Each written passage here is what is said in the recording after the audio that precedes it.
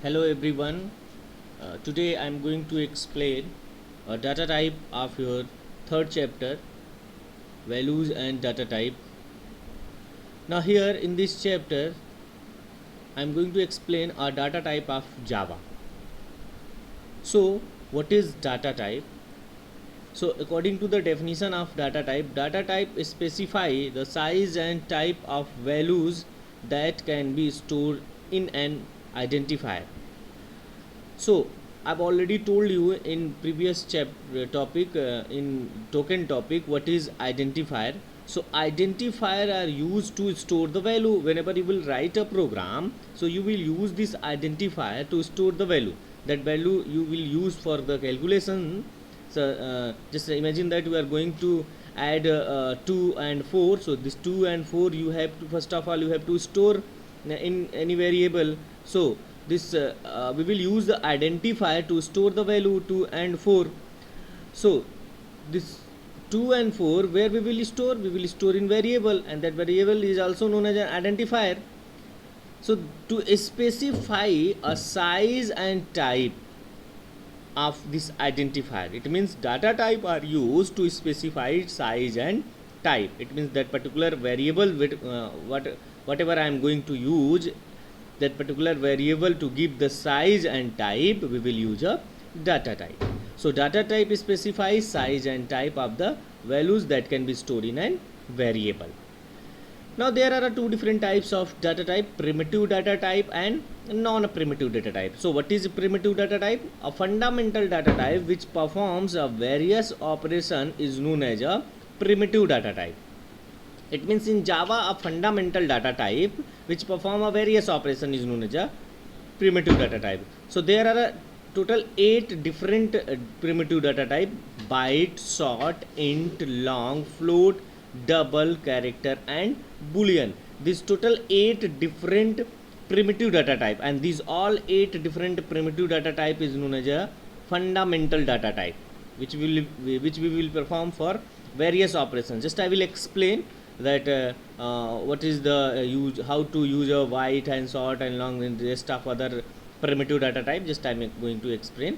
So come to the second data type is non-primitive data type, that's also known as a derived or reference data type. The data type created or derived using the fundamental data type is known as a non-primitive data type, just like array, class and interface. These three are a non-primitive data type. Why these array, class and interface is non-primitive data type? Because these non-primitive data type are created with this primitive data type. You can also say the derived form of this primitive data type is known as a non-primitive data type. So in Java only we have a primitive data type, but this non-primitive is derived form of primitive data type. So there are two different types of data type: primitive data type and non-primitive data type. In primitive data type, total 8 different types of data type we will use, and in non-primitive data type we are using here 3 different types of data type. Now I am going to explain briefly these all the primitive data type. So look at this table here. Just we are going to we are going to explain that how to use these all 8 different data types. So all 8 different type is written in this first column, and look at the size of this all 8 different data type: byte, 1 byte, short, 2 byte, int, long, 4 byte, long, 8 byte, character, 2 byte, float, 4 byte, double, 8 byte and boolean, 1 bit. And these are the default value. Means what? If you are going to use any identifier just like variable, and that particular variable is integer data type, it means by default there will be a 0 value by default. If you are not going to store any value, so by default it will be store a 0. If you are using a float variable, so it will be by default it will be store 0.0 default value, and these all are a defaults value. So always prepare this default value. Sometime in your examination there will be a question that write the default value of double, float or any types of primitive data type. And also we have to also understand the types of all primitive data type. So byte, short, int always used to store the integer value, character are used for character value, float and double are used for a decimal value, and boolean are used for true and false value. So these are the different data type are used the different values in variables. Getting? Now come to the next on this figure diagram. I'm going to explain different criteria of your data type. Just imagine that you have already know that the data type are two different data type, primitive and non-primitive. And now this primitive data type have a two category, numeric and non-numeric.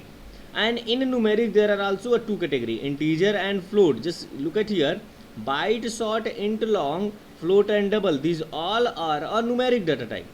But in this numeric data type, in byte, short, int, long is integer, and float and double is float data type.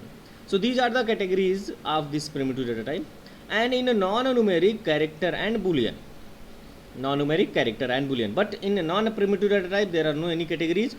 Three different types of data type we will use a non-primitive data type: class, interface and array. These are three different non-primitive data type. But always remember that the primitive data type is two different categories. We have a numeric and non-numeric, and in numeric there are also two categories, and non-numeric there are also two categories: character and boolean, numeric, integer and float. In integer we will use byte, short, int, long. In float we will use float and double. Now the next point is, what is typecasting?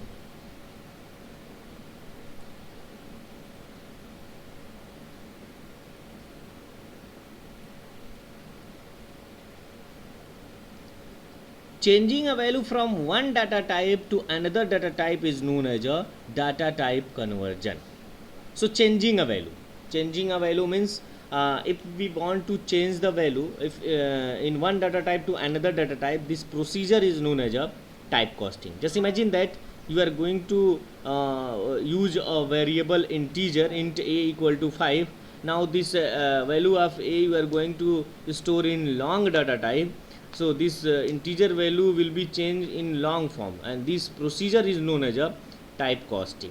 Getting? So to changing a value one type to another type is known as a typecasting. There are two different types of typecasting: winding and narrowing. This is also known as a implicit typecasting and explicit typecasting. So two different types of typecasting. Just I will explain with the help of example what is typecasting. But to change the one data type value to another data type value is known as a typecasting. Now there are two different types of typecasting: implicit and explicit. If we are going to store a value smaller to bigger, it means any smaller data type to bigger data type, this is known as a implicit typecasting. And if we are going to use a reverse of this explicit, it means if we are going to use a bigger data type to smaller data type, this is known as a explicit typecasting. This implicit typecasting, it will be performed automatically by the compiler, but this explicit typecasting, it will be performed by the user forcefully. So forcefully user will be convert a bigger data type to smaller data type is known as a explicit typecasting. And in implicit typecasting, user not a user, compiler automatically convert a smaller to bigger data type. And how we will perform this typecasting with the help of example, just I'm going to explain that how we will perform a typecasting.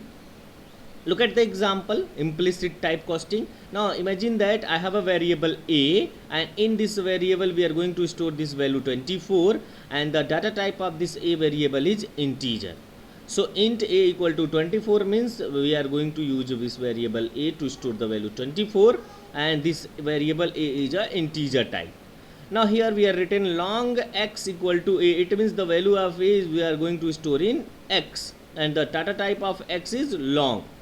So the value of a is 24, and this 24 is we are going to store in x. Now this 24 will be a long type. So here 24 is an integer type, now here it will be a long type. So this procedure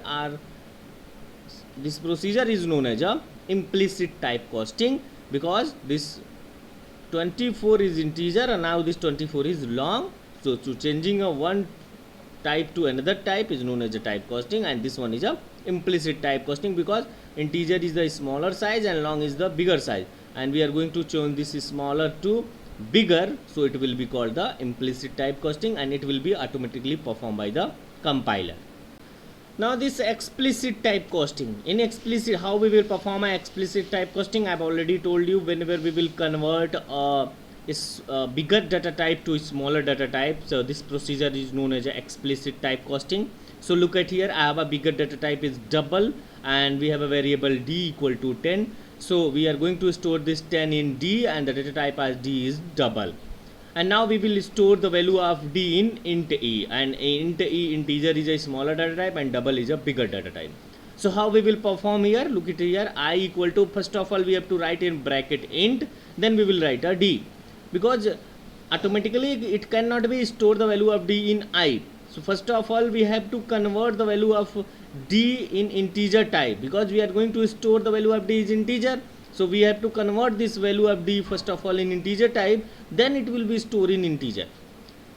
Because forcefully user, it will be performing a explicit data type, explicit type casting. So in explicit type casting, first of all we have to convert where we are going to store the value. So first of all, a particular value we have to convert in integer, then we will store in integer. And imagine that we are going to store the value of d in sort. So sort, first of all we have to write in bracket sort. So first of all we have to convert the value of d in sort, then we will store in sort data type. So these are the procedure to perform the explicit type casting. Some more example I will explain. So this is a procedure to convert one data type to another data type, and implicit type casting also. With the help of board, we will explain some more examples related to explicit type casting and implicit type casting.